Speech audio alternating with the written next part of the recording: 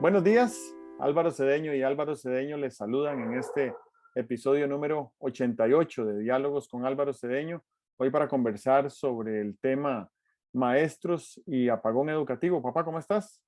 Hola, hola, muy bien, muy bien. Me pareció un artículo tan sensible, tan sentido, tan cargado de optimismo y también tan cargado de, bueno, de décadas de experiencia en la labor docente, pedagógica. ¿Cuántos años cuentas tú en tu carrera docente y pedagógica? No sé, yo creo que como 40, ¿verdad? Eh, Creo que 40, sí, sí. Pedagogía formal, seguro. Exactamente, sí, porque no me abandona el espíritu de tratar de influir, modificar, contribuir. Ujú. Bueno, y tal vez ese sería un punto interesante para iniciar esta conversación, porque después de que, mientras leía el artículo, me ponía a pensar, ¿será que, ¿será que es una vocación humana la enseñanza, verdad? Y claro, que tiene algunos elementos de eso, solo que se ha especializado esa vocación. Y tal vez para ser un poco más concretos en el enfoque de esta conversación, podemos decir que el aporte fundamental de una persona que realiza la función docente es generar entusiasmo para quien aprende, ¿verdad? Para el aprendiente, podríamos decir, y ayudarle de esa manera a desarrollar eh, su capacidad de aprender. Ojalá maximizar la capacidad de aprender. Eh, y pues estamos en una encrucijada. Yo no sé si la palabra es encrucijada, pero sí estamos en un punto que recordaremos por décadas en la historia de nuestro país, que denominas en el artículo el apagón educativo. Tenemos 2 años y tal vez un poco más de que 900,000 estudiantes de escuelas y colegios públicos se han ausentado de las aulas por razones, en primer término, por razones de huelga, de una huelga generalizada, y en segundo término, por la pandemia, ¿verdad? Em, Nos tomó sin preparación de digitalización para la prestación del servicio educativo público. ¿Qué costo social y económico va a tener este apagón? Yo quiero agregar también un aporte optimista, y es preguntarnos qué beneficios podría traer este apagón, ¿verdad? Y pues obviamente, de qué manera podemos atenuar esos costos y aumentar esos beneficios como parte de nuestra gestión política, financiera, eh, no gubernamental, ¿verdad? Como dice el adagio africano, se requiere de una comunidad para criar a un niño. Entonces, como comunidad, ¿qué podemos hacer al respecto? Te dejo aquí esta larga introducción para ver qué nos dices y cómo empezamos. A mí me resulta muy, muy sugestivo el tema de qué es lo que hay en la actitud docente, de si lo que hay es algo eh, como de voluntad o si lo que hay es como una cierta predisposición. Yo recuerdo haber hablado muchas horas con don Alberto Di Mare, que era, me parece a mí, que un gran docente.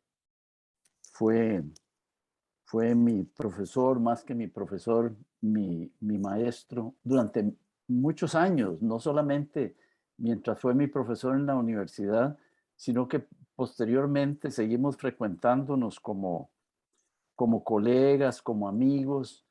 Y yo siempre que me reunía a hablar con él, eh, siempre hacía notas y tenía notas eh, fundamentadas, útiles de las conversaciones con él. Y uno de los temas que tocábamos era el tema de por qué los docentes hacían docencia. Y él sostenía que el enseñar o el intentar enseñar, ¿verdad? El participar en el aprendizaje de otro, era un instinto, decía él, que era casi tan poderoso como el instinto de reproducirse. Yo posteriormente he ido elaborando sobre esa cosa y me parece a mí que tenía mucha razón cuando comparaba el instinto de enseñar con el instinto de reproducirse. Son la misma cosa. Es un esfuerzo por trasladar parte de tu vida a otros. En un caso, parte de la vida biológica, en otro caso, es parte de la vida espiritual. Pero cuando estás hablando de estudiantes, de discípulos y tal, realmente una parte de tu vida se ha quedado con ellos. Yo lo digo porque una parte de la vida de mis maestros se ha quedado conmigo, con mucho provecho para mí, ¿verdad? Entonces, hay varias formas de tener hijos. Uno es transmitirles el ADN y otro es transmitirles el, no sé cómo se llamará, eh, eh, tu, tu visión, tu formación, tus conocimientos, un poco de la parte comunicable de tu espíritu. De manera que para mí el, el papel del docente, la vocación del docente, la tenemos todos. Algunos tienen además la formación y el, el encargo de ser docentes a tiempo completo. Otros lo ejercen de manera menos formal, pero la experiencia que todos tenemos, creo yo, es que, y fíjate que es un término, debe tener mucha sabiduría porque es parte del Talmud, ¿verdad? Hay una frase en el Talmud que dice, todos serán tus maestros. Eso quiere decir que para el que tiene los oídos abiertos y el corazón abierto, se va a encontrar a lo largo de su vida mucha gente que contribuya a su propia formación, ¿verdad? Y en ese sentido también cada uno de nosotros, con buena intención y tal y cual, va a ir encontrando personas, colaboradores, estudiantes, amigos, vecinos, parientes, a los que les pueda dejar alguna contribución, ¿verdad? Eso, desde el punto de vista de si la docencia es una vocación o es una decisión voluntaria, bueno, parece que es una cosa común al género humano. Y hay algo que es bien llamativo y es que el género humano ha sido extremadamente exitoso como especie. Bueno, si eso se debe a ese impulso que tenemos de docencia, en buena hora, ¿verdad? Y deberíamos cultivarlo mucho. La otra cosa que me llama la atención en la introducción tuya es que te preguntas cuáles son los desafíos de este apagón, cuál es el perjuicio que podría venir de este apagón y cuál es el beneficio, ¿verdad? Que podría surgir.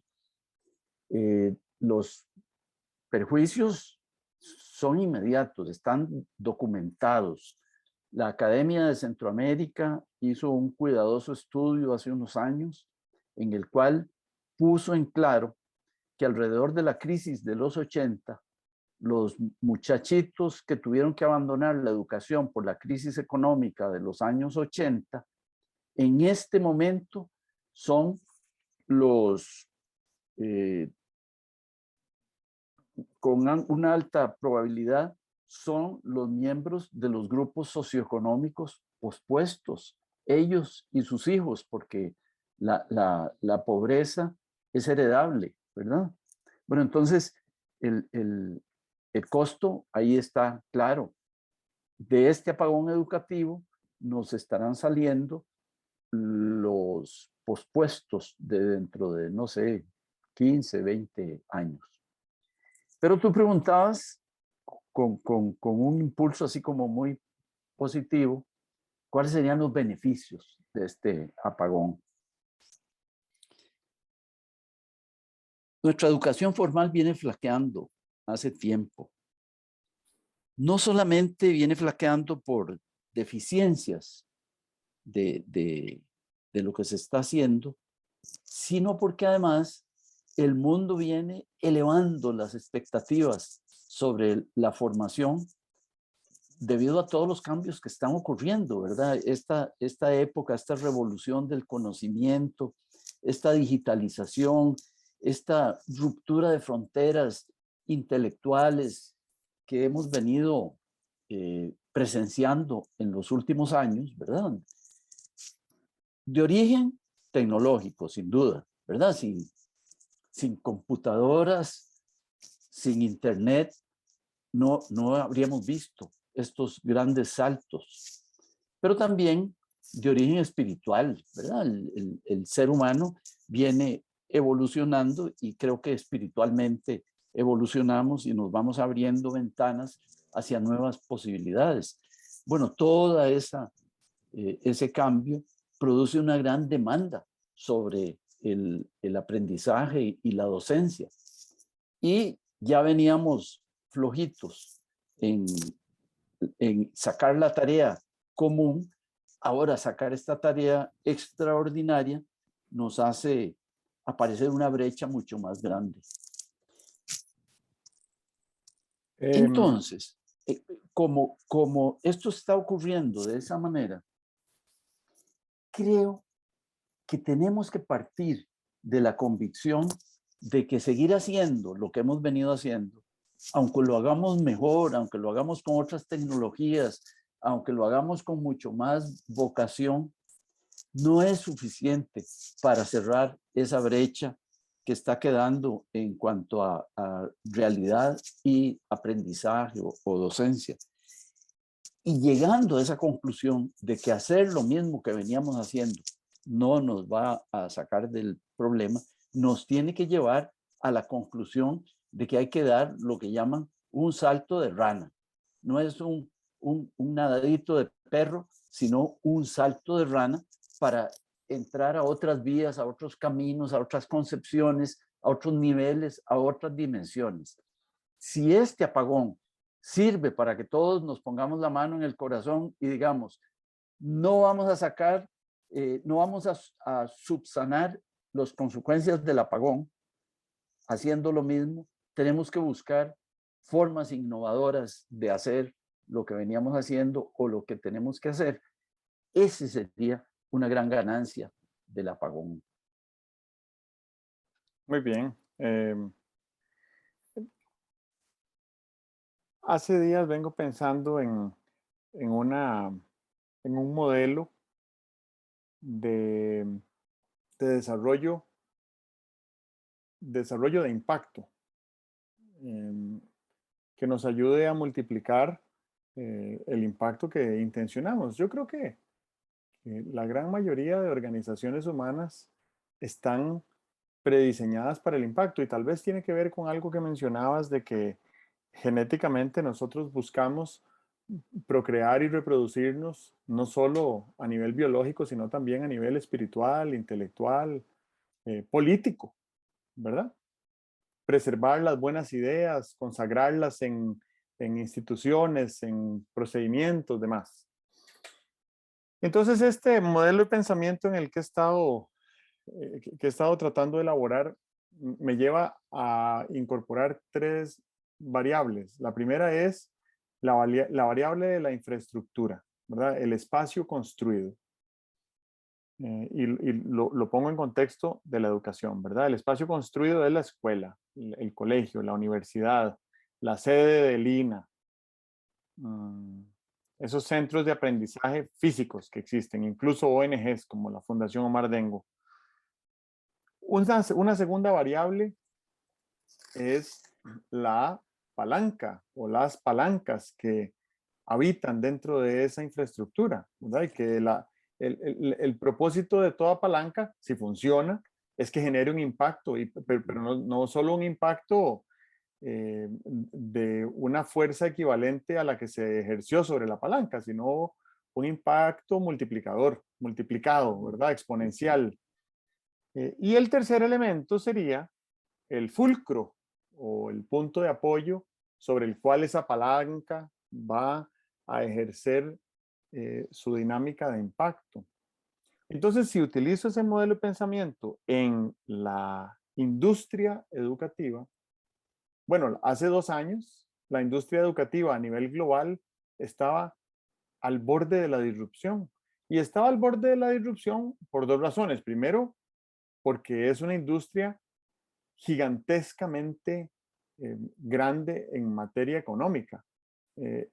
Solo la industria de la educación en línea estaba valorada hace 2 años en $1.000 millones al día.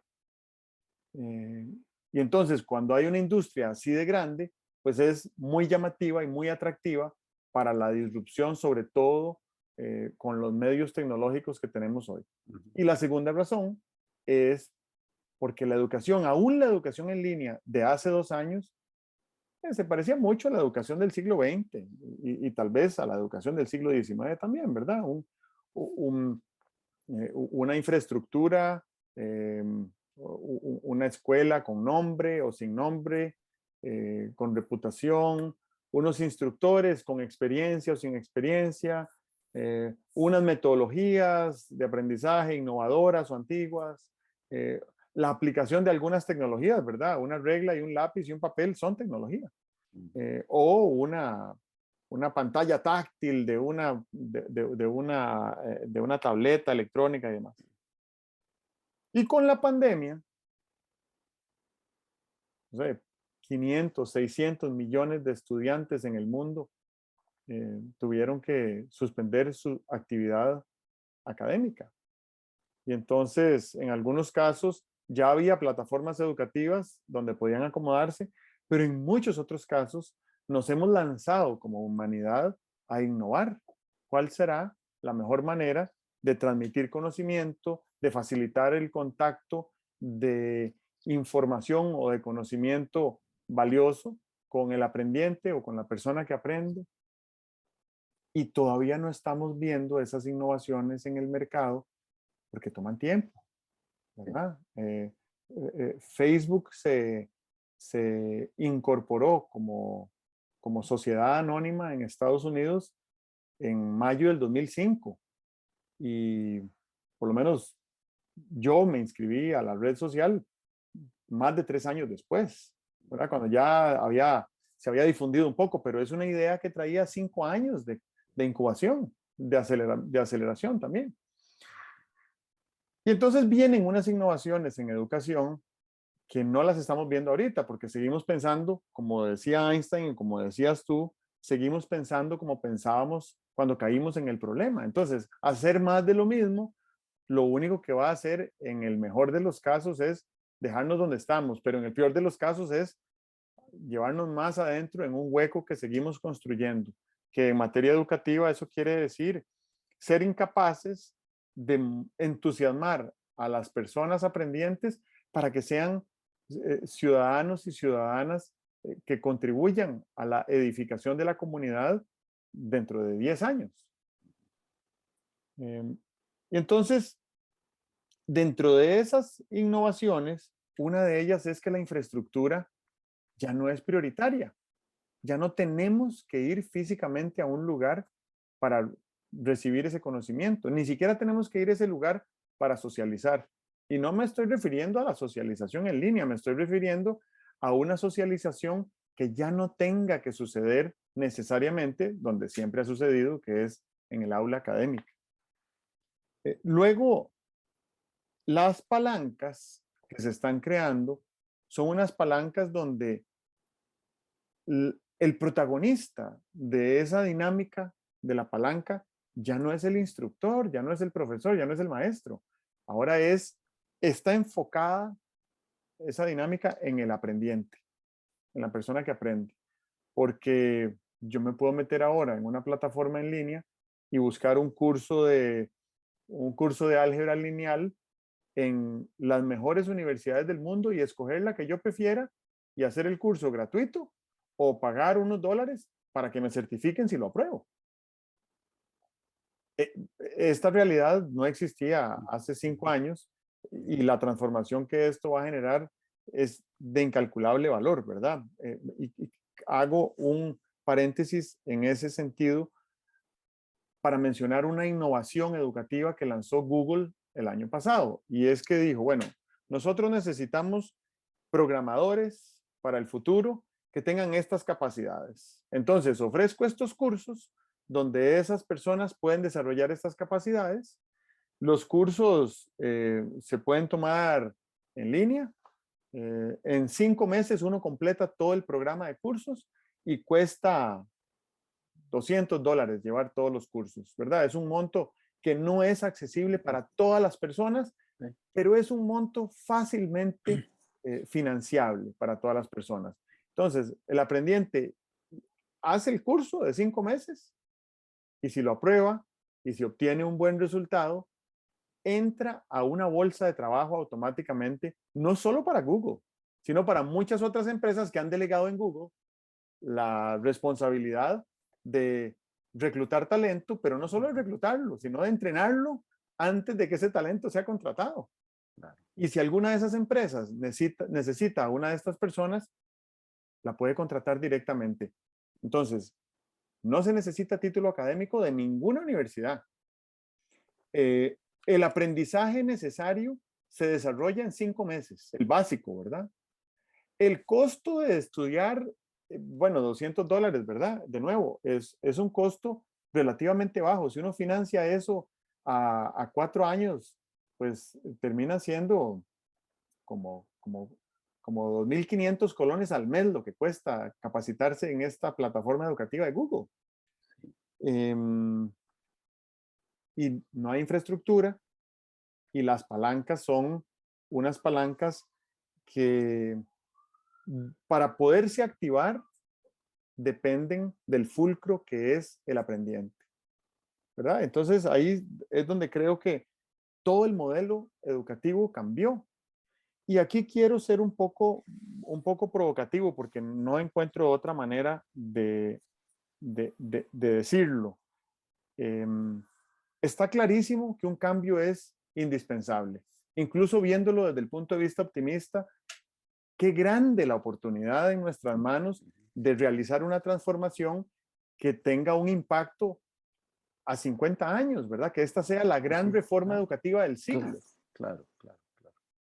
Pero para que esa gran reforma educativa del siglo suceda, se necesita de un capital político, de una agenda, de unos agentes y de más o menos la buena voluntad de unas masas críticas de actores en el sistema de educación pública que alinearlas podría ser costoso, si no imposible, ¿verdad? Y entonces, aquí es donde me hago la gran pregunta de si la gran reforma educativa que, que emerja de la pandemia es una gran reforma educativa pública o si es una gran reforma educativa privada, como lo de Google que acabo de comentar.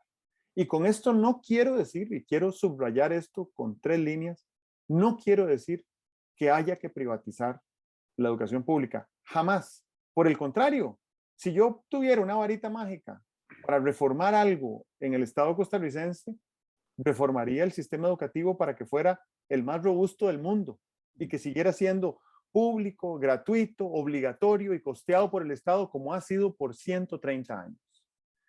Pero mientras esa transformación no suceda y como nadie tiene la varita mágica, entonces, ¿qué tal si iniciamos algunos prototipos que acompañen esa reforma desde lo privado, a costos bajísimos para generar estas palancas que se apoyen en esos aprendientes para que tengan impacto en su propia vida futura y en la de sus familias y en la de sus comunidades? Eso. Bueno, creo que estás bien orientado. Hay experiencias, ¿verdad? Yo recuerdo hace muchos años que era primero una persona que daba capacitación para tener éxito en el examen de admisión de la Universidad de Costa Rica. y era una persona, recibía no sé cuántos alumnos, y los estudiantes aprendían unas cosas que no habían aprendido en el colegio que acababan de terminar. Y ahí iban estudiantes de educación privada y de educación pública. Esa persona una persona, un varón, tenía la capacidad de pasarles en un tiempo muy corto, porque no duraba un año, eso duraba semanas, en un tiempo muy corto, les daba un aprestamiento que les permitía a los estudiantes, les elevaba la probabilidad de tener éxito en el examen de admisión. Nada más imagínate que aparecieran como especies de academias donde a los estudiantes de los distintos niveles de colegio se les fuera dando en 2 semanas un programa para tratar de sacar de entre todas las cosas con las que tuvieron que lidiar en el año, en cuarto año de colegio, por ejemplo, entre sacar lo que es fundamental, porque sobre eso se va a seguir construyendo conocimiento. Yo creo que los padres mandarían a los muchachos ahí porque se verían los resultados, ¿verdad? En un programa de un par de semanas, los muchachos dirían, hombre, me lo hubieran dicho mientras estaba haciendo el cuarto año. ¿Cuáles eran las 20 cosas que son importantísimas del cuarto año de educación media, ¿verdad? Bueno, eso sería una iniciativa privada y surgirían ahí unas academias y tal, donde los chicos van y salen con eso de ganancia.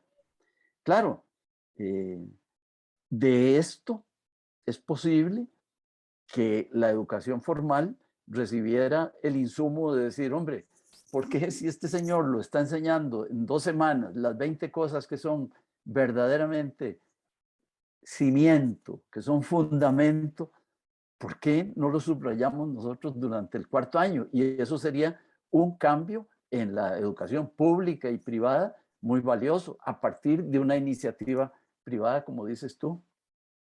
Bueno, yo creo que también podemos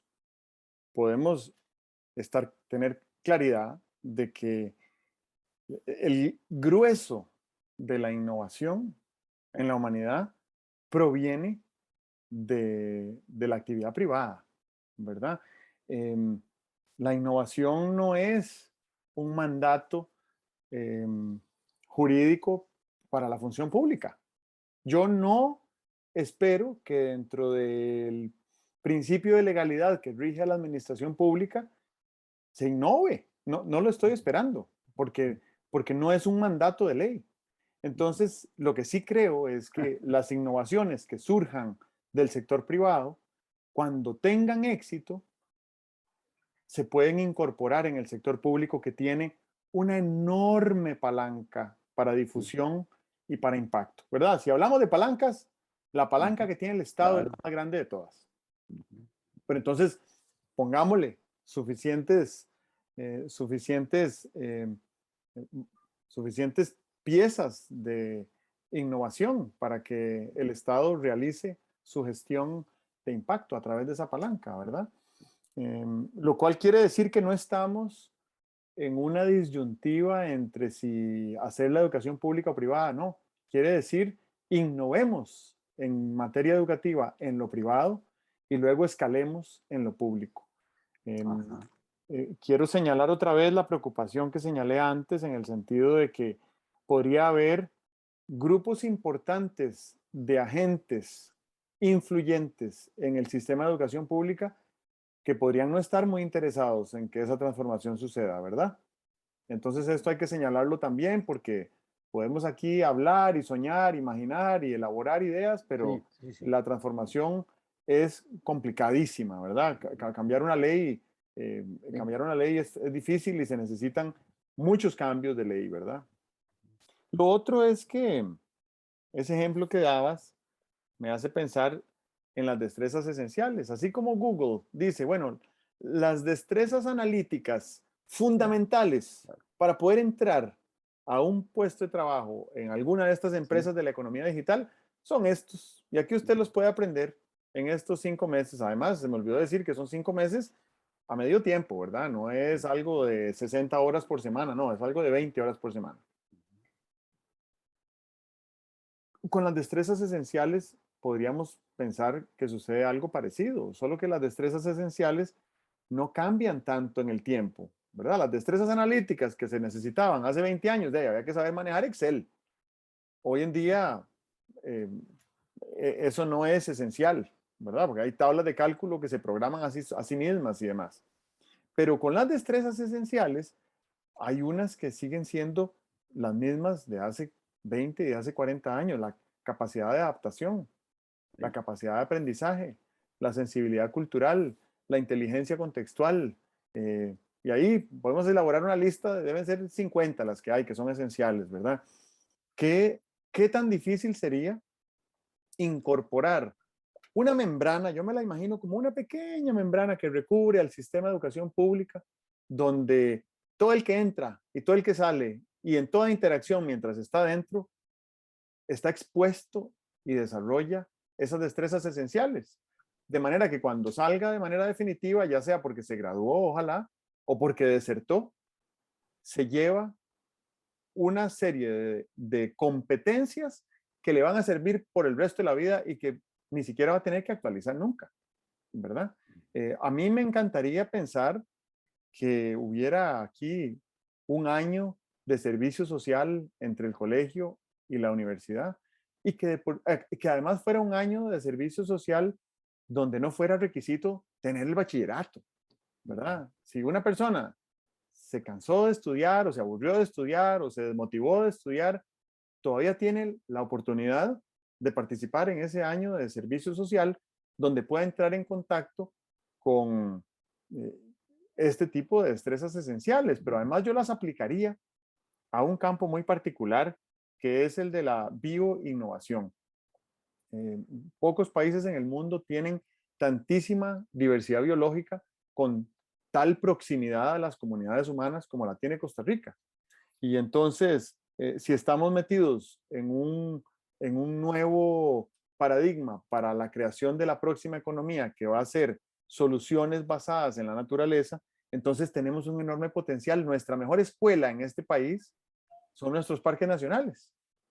Entonces, ¿cómo hacemos para exponer a más gente, a más tiempo, en más parques nacionales, con un criterio de desarrollo de destrezas esenciales que además le permita desarrollar amigos en otros lados del país donde nunca ha visitado o nunca hubiera visitado si no hubiera conocido a esa otra persona?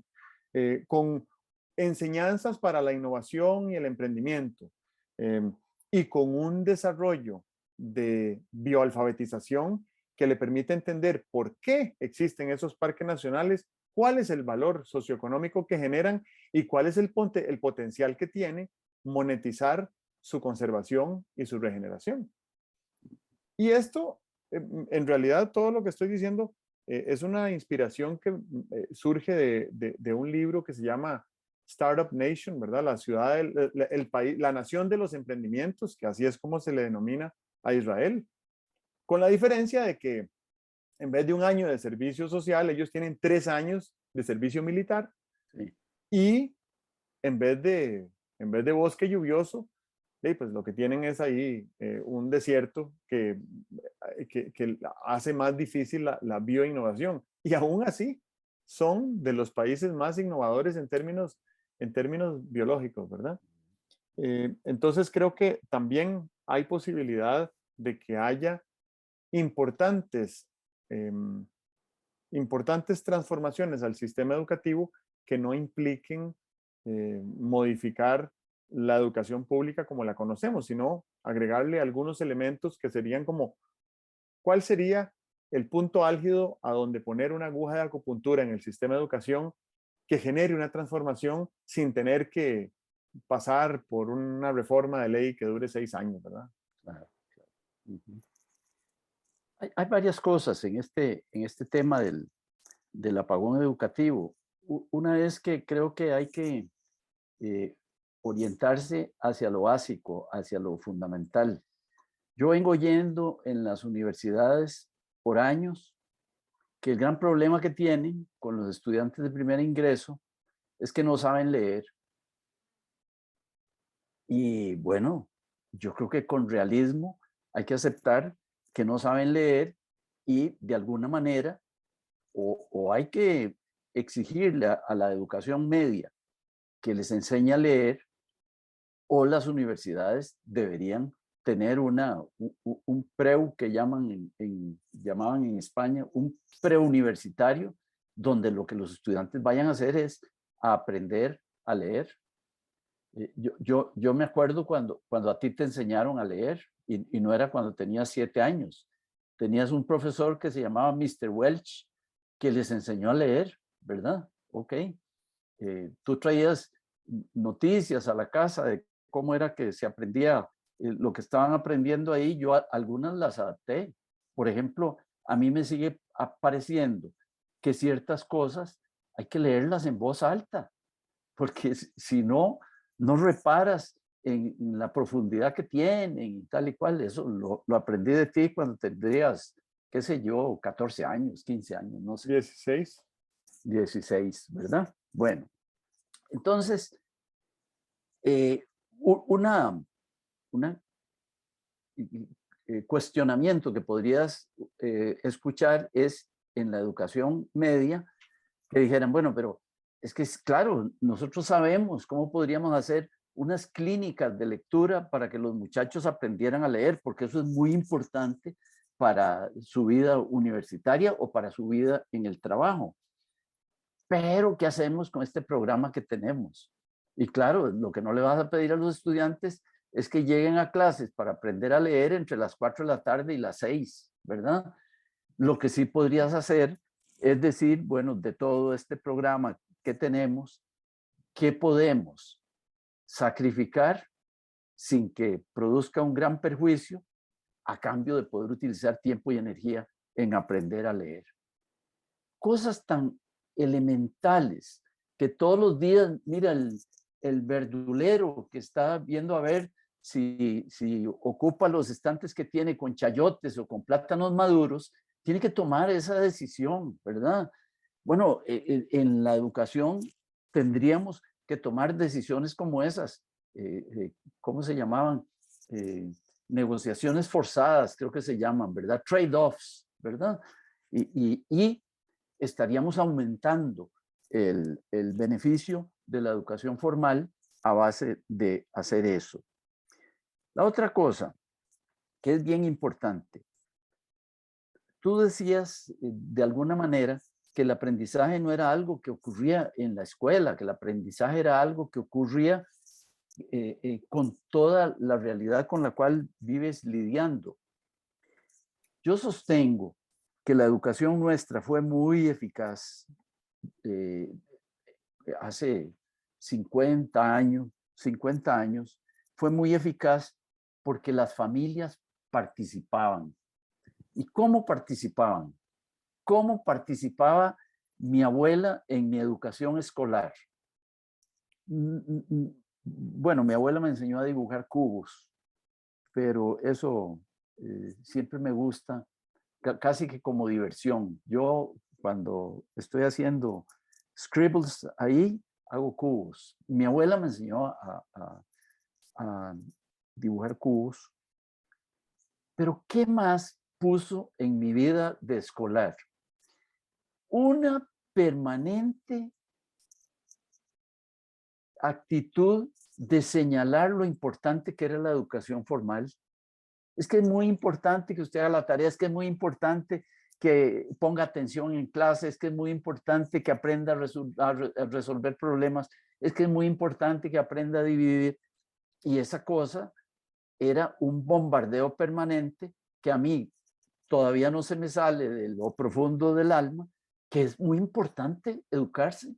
Y eso creo que venía de la familia. Mi padre insistía en eso, mi madre insistía en eso, los tíos, los abuelos. ¿Por qué desconectamos a la familia de los anhelos educativos?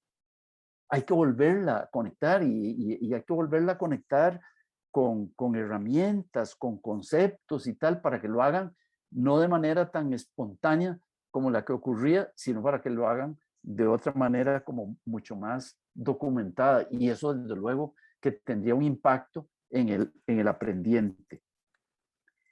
La otra gran fuente de aprendizaje me parece a mí que son los pares, los estudiantes que se sientan en las mismas aulas que tú, tienen muchísimo que aportar a tu educación.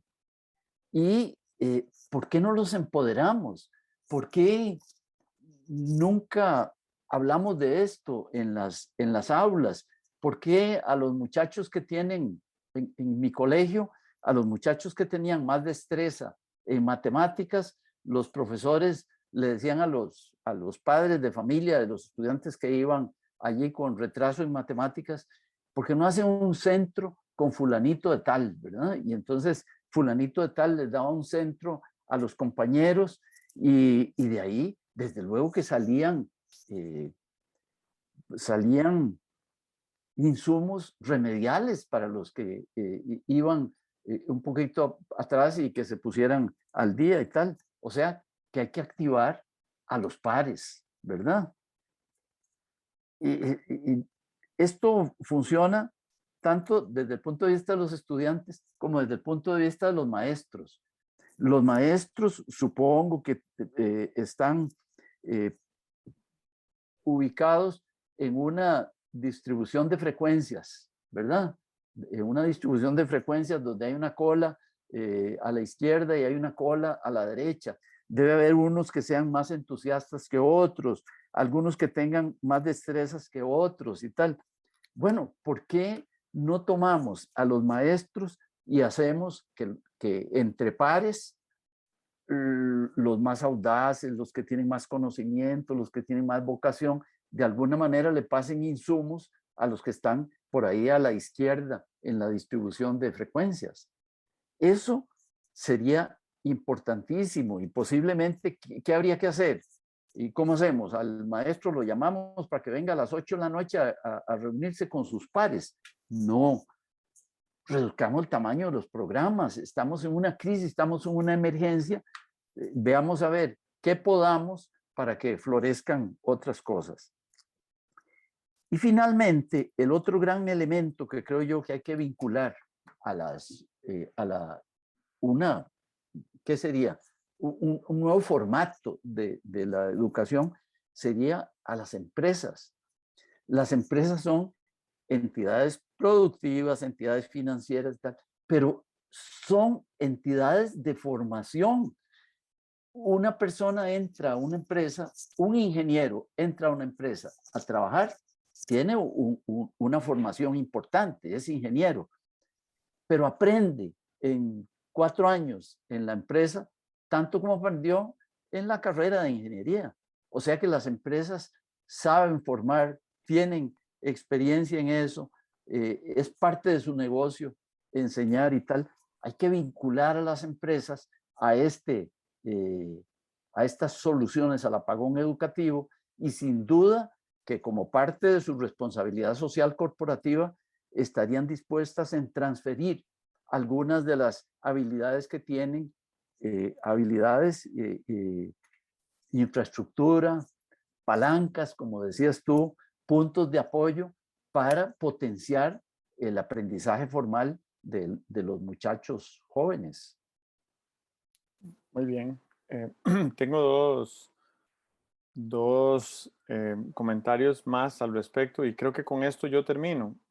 Hablabas de enfocarse en lo básico, eso me parece que es importante. Obviamente que saber leer, ¿verdad? Y no solo saber interpretar letras y palabras y oraciones, sino tener una capacidad de lectura funcional, poder entender lo que está escrito. No solo saberlo pronunciar, sino saberlo entender. Igual me parece que es importantísimo aprender a escuchar.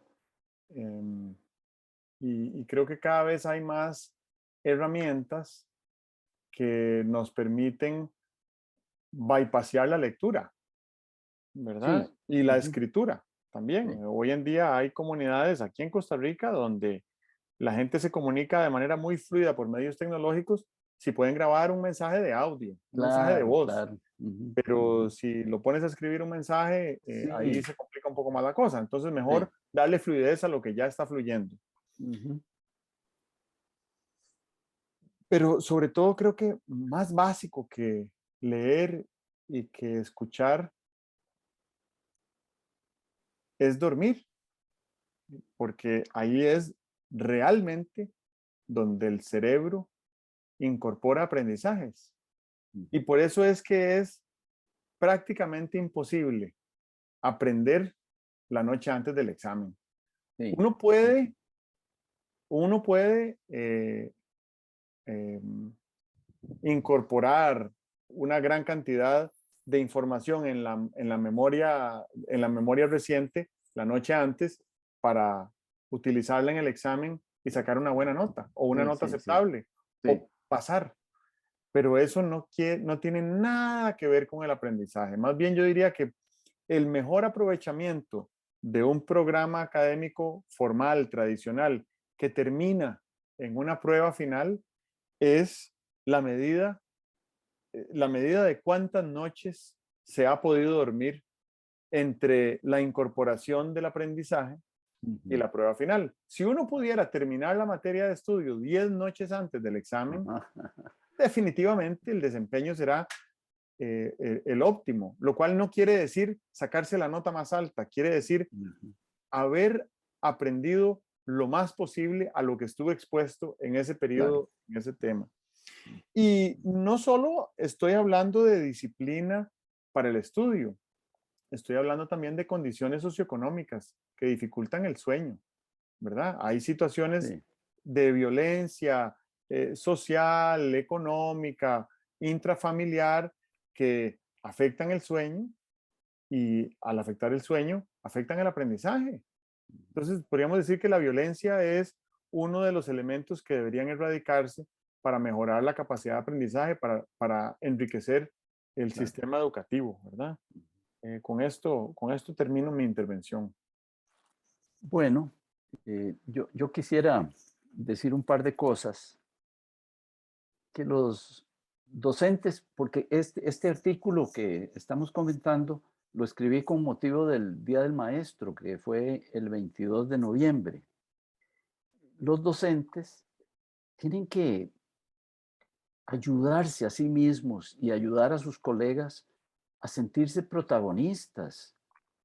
Eh, a mí siempre me ha parecido que uno, haciendo el trabajo que hace, tiene una tentación y es ir derivando hacia sentir que el trabajo que hace es una chamba, pero también tiene la posibilidad de irse levantando a sí mismo en la autoconciencia de que el trabajo que hace es una misión, que los maestros se, se entusiasmen entre sí con la idea de que lo que están haciendo no es ocupando una plaza en el Ministerio de Educación, sino que están teniendo la oportunidad de ir desplegando una misión. El otro tema que me parece que es importante es que a veces los maestros se preguntarán, bueno, esperemos a ver a que el ministerio tome alguna decisión. Yo creo que tienen que tener totalmente claro de que en unas circunstancias tan críticas como las que estamos, si cada maestro que tiene una inquietud como esta, que resuena con estos temas, puede conversar con dos o tres de sus colegas, tratar de entusiasmar a dos o tres de sus colegas, creo que estaría haciendo una tarea constructiva muy importante. El MEP, por su parte, he oído tantas quejas de maestros que dicen que una buena parte de su tiempo y una buena parte de su entusiasmo se gasta en hacer cosas que son burocráticas. Bueno, el MEP tiene que hacer tomar alguna decisión. Estamos en tiempos de digitalización y descargar a los maestros de una gran cantidad de cosas burocráticas para dejarlos funcionando en lo esencial, ¿verdad? Y bueno, todo esto, ¿cuál sería la chispa que debería movilizar a los maestros? Pues la posibilidad de dejar una huella. No todas las generaciones de servidores, no todas las generaciones de personas en un país tienen una posibilidad de dejar una huella como tienen los maestros en este momento. La tuvieron los médicos y trabajadores paramédicos durante la pandemia y la aprovecharon, dejaron una huella. Esta generación de servidores de la salud es una generación a la que deberíamos tener en galerías de héroes. Bueno, los maestros tienen una oportunidad de pasar a una galería de héroes. Eso es. Fantástico. Buenísimo. Ok. Bueno, muchas gracias. Bueno, nos vemos.